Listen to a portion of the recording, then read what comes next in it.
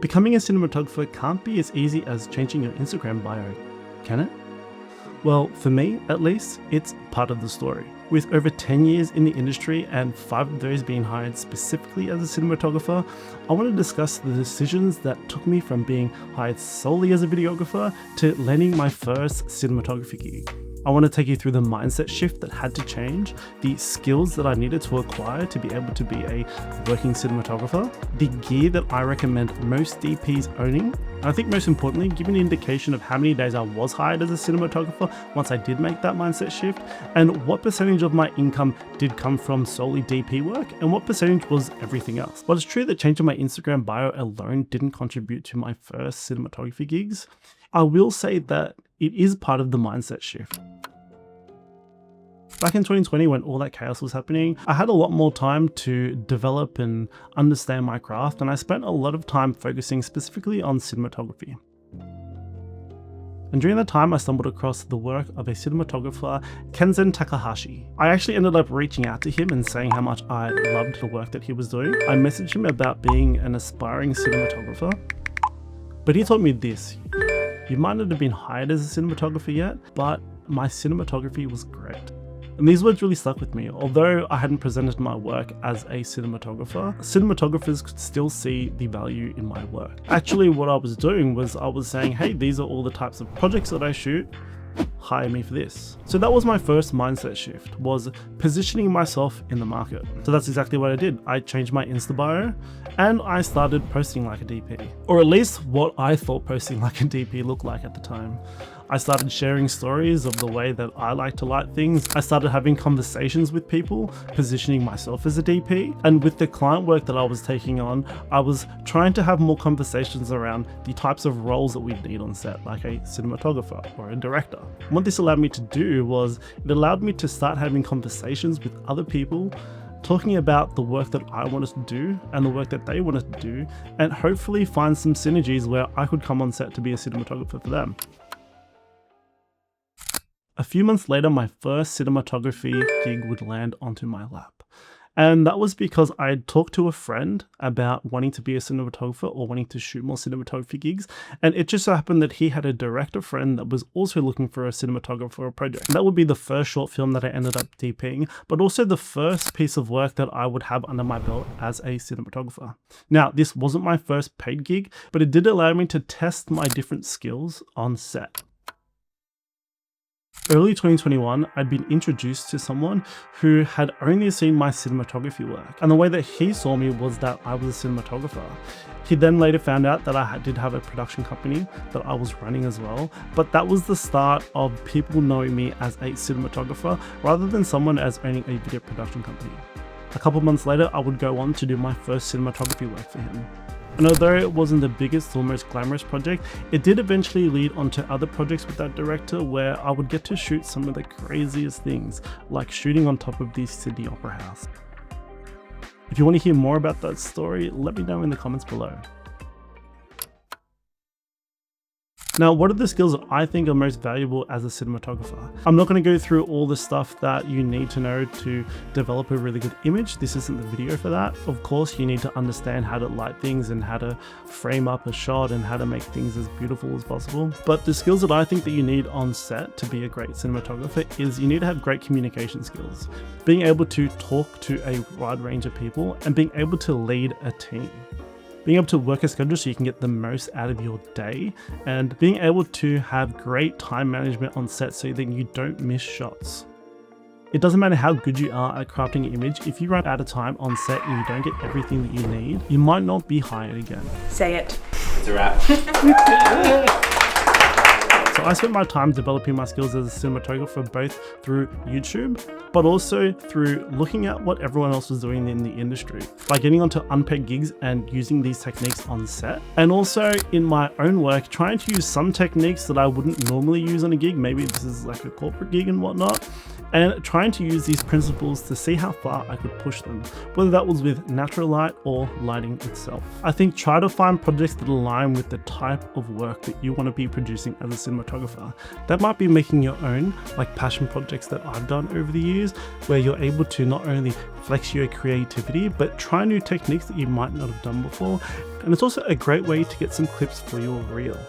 Because of that, all 2021, along with all the work that I was doing in our production company, I was trying to find more reasons to do cinematography. That led me down shooting more music videos because I could be more creative with my lighting. And although these projects weren't huge budgets, they allowed me the creative freedom to try new and different things. Now gear, this is a big topic, and I'm going to break this up in two categories. The first is the items that I found the most value out of, and the second will be things that I don't think were the greatest investment, at least for me. Because I owned a production company, I really needed enough gear to shoot all the projects that was on our agenda. And that meant having a small van for our small crew, everything from cameras, grip, and lighting. It wasn't a huge package by any means, but it was enough to shoot quite a lot of things. And it actually helped us getting hired on quite a lot of projects. I think the most important thing is to have a camera with a good set of lenses will take you a long way, and get something that you'll use on most of your projects. A good screen is mandatory so you can actually see what you're shooting and to be able to monitor what you have in front of you, and a camera card. Over the years, this is the piece of equipment that has paid itself off tremendously. Not just because of how many times we were able to have it on set and rent to set, but because of the amount of stuff it's able to carry and save my team at the end of the day when you don't want to be carrying a whole bunch of cases from one side of the building to the parking lot. I think the other piece of equipment that everyone needs to own is a easy rig, because most DPs are going to do some sort of handheld work, and being able to work for longer and also not have so much fatigue built up will allow you to shoot more days in a row. It'll also mean saving your back and hopefully having you have a longer career. Now, your camera kit should be something that you can take to almost 70 to 80% of your jobs. If it's not, then it's probably something that you should just rent. Unless you have a great relationship with your camera rental company and you're starting to get really good discount rates, it makes more sense to own a camera that you're going to shoot on most of your gigs, and then rent cameras for all the other gigs that you might need something that the client has requested, or that your director might have requested, or maybe you just have the budget to splurge on a camera for that project. And the same goes for lenses. Now, it is important that you charge for your camera kit. What you might find interesting is how much money that we actually make from hiring out our kit, and I'll go over that number in the last section of this video.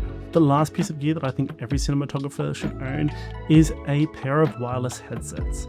And the reason for this is on set, it can get really crazy, and the last thing you want to do is to yell across the room or have to run across a set to be able to tell your team something. And be able to quickly communicate with these headsets make it so seamless for you and your team to stay up to date with what you need.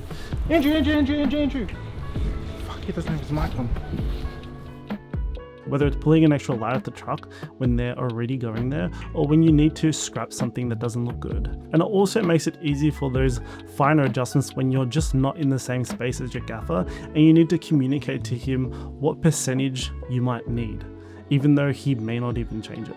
The items that I don't think were super necessary was a van. Although you do need a vehicle to get to and from set, it might just be a bit more than what you need. For us, it made sense because we were able to charge it on a lot of our other shoots and a lot of our other gigs, and because we had a decent lighting package that we were able to rent it as a van package completely, but it may not make sense for you. I think the biggest thing that wasn't super worth it was our larger lights, which was our 1200D, because at least for me and the way that I DP stuff, once you start to get onto those larger gigs and larger shoots, you just tend to have a gaffer most of the time and you're not really needing to have your lights. I think for more of the medium-sized stuff, having anything in the 400 to 600 range is great to have. Anything over the 1200, it just feels like it's better to have a gaffer on set, but your mileage may vary, so it just really depends on what you use day to day. Okay, but how many days did I work as a DP? What I'm going to show you is data from 2021 and 2022 so you can see how dramatically it changed. In 2021, I DP'd a total of 10.5 days. 8 of those were full days and they were all paid. 2.5 were unpaid and they were for that short film that I mentioned before. Now, 2022 is where things got super interesting. I DP'd a total of 18 days, and 10 of those days were half days. And to give you the full picture, we did a total of 52 shoot days, which means that for 2022, 35% of our shoot days had a cinematographer on set.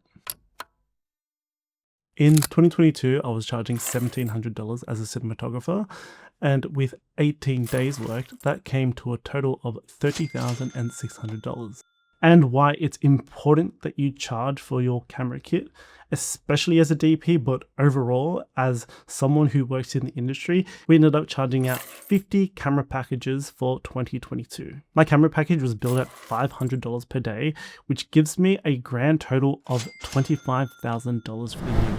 We need to add in our camera kit that we used on the day, which adds another $9,000 to that total. So the total earned as a cinematographer for 2022 is $39,600. And that doesn't include any of the other extra rental bits and bobs that we ended up adding to the price. This is just for the line item for our camera kit, which further emphasizes why you should and need to charge for your gear.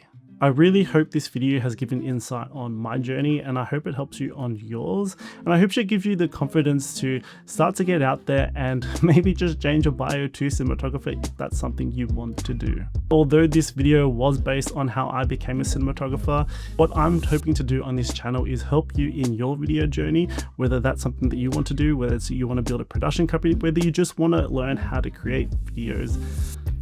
I'm hoping to do that here. And if you are, and if that's something you want to do, please subscribe, and I'll see you in the next one. Thanks for watching.